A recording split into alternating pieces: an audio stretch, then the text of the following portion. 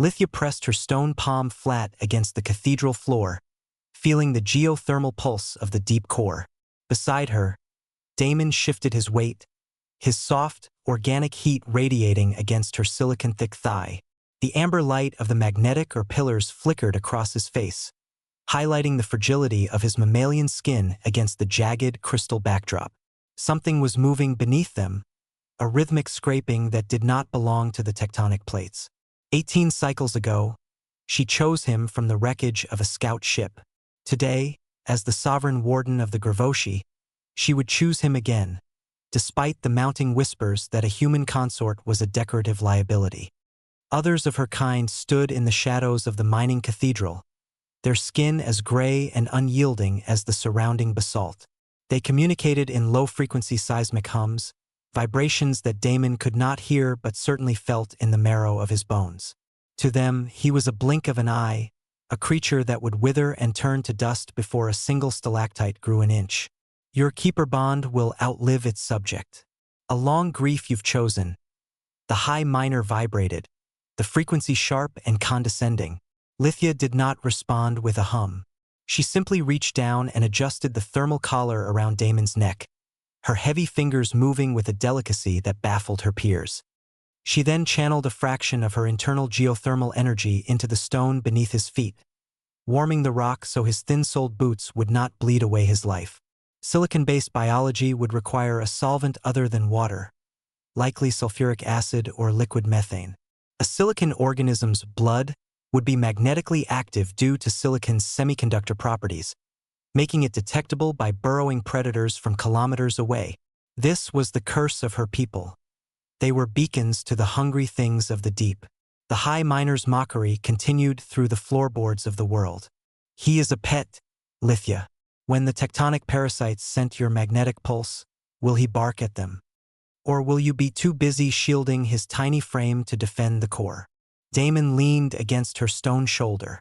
His warmth left a thermal mark on her skin, a fleeting signature of his presence that she knew she would carry and cherish for decades after his short life ended. He didn't look at the high miner. He looked at the shadows pooling near the geothermal vents. The resonance is changing. Lithia finally hummed, her voice a deep, tectonic rumble. She didn't need to explain that she had spent years studying the way Damon perceived the world. She had become an obsessive scholar of his biology, noting how his pupils dilated when he sensed danger before her own seismic sensors could even register the shift. He was not a pet. He was a precision instrument, tuned to a frequency the Gravoshi had forgotten. Suddenly, the cathedral groaned. A magnetic or pillar to their left shattered, not from pressure, but from a calculated acidic dissolution. A tectonic parasite erupted from the floor, 12 meters of segmented, silicon-eating horror. Its mandibles dripped with the sulfuric sludge it used to melt through solid rock, and its blind head swiveled toward Lithia. It sensed the rich, magnetic blood pumping through her stone veins. It saw her as a feast. The high miner and the others scrambled back, their slow metabolisms making their movements sluggish and panicked. They reached for sonic lances that were too far away. They hummed in terror, a discordant vibration that shook the amber lamps. Damon stepped forward. He didn't run. He didn't hide behind her massive, stone-skinned legs. "Get behind me," Damon said, his voice flat and terrifyingly calm in the echoing chamber. "It wants your blood." Lithia stood still. She did not reach out to pull him back. She did not scream for the guards. She simply watched her human walk toward the ancient predator of the deep. Damon did not reach for a weapon. He did not possess the seismic lances of the Gravoshi or the heavy sonic dampeners used by the cathedral guards. He simply walked toward the towering segmentation of the parasite, his small frame a shadow against the pulsing amber glow of the magnetic ore. The creature let out a high-frequency screech that shattered a nearby cluster of quartz, its mandibles dripping with the corrosive sludge that could melt a warden's stone skin in seconds. The parasite lunged. It was a blur of grinding silicon and hungry instinct, aimed directly at the magnetic warmth of Lithia's core. Damon met it halfway. He reached out with a single bare hand, his fingers pale against the dark, obsidian-slicked hide of the burrower. touched its skull, it turned to dust. The molecular bonds holding the creature together simply ceased to exist.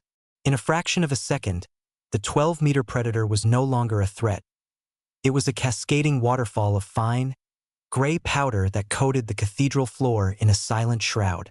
The impact of its sudden disintegration sent a puff of grit into the air, settling on the boots of the high miner, who remained frozen in a state of mid-vibration shock. Silence fell. It was a heavy, absolute quiet that the deep core had not known for centuries. Lithia watched the dust settle. She did not feel the frantic spike of surprise that the others were currently projecting through the floor. She felt only a deep, resonant pride that hummed within her magnetic blood. She had always known the truth of his touch. While her people measured strength in the hardness of their skin and the longevity of their stone, Damon possessed the power to unmake the very foundation of matter. The parasite had survived 3 extinction events. It did not survive Damon. He turned back toward her, his breathing steady, his expression devoid of the adrenaline-fueled panic the Gravoshi expected from weak species. He walked through the remains of the beast, his footsteps leaving light impressions in the silicate powder. He resumed his position. Damon leaned back against her stone shoulder, the contact point once again blooming with that fragile, mammalian warmth. He didn't look at the High Miner or the Council of Stone Dwellers, who were now staring at him with a terror usually reserved for dying stars. He looked only at the fossilized flower Lithia kept in its crystal case nearby, a remnant of a world he had left behind to be her witness. "Is the floor still warm?" he asked quietly. Lithia hummed a low, melodic frequency, a vibration of absolute devotion. She adjusted her stance, shielding him from the gazes of the others, who now realized they were not looking at a pet, but at the deadliest force in the cavern. Their pity had been replaced by a realization that would change the Warden's court forever. He would age.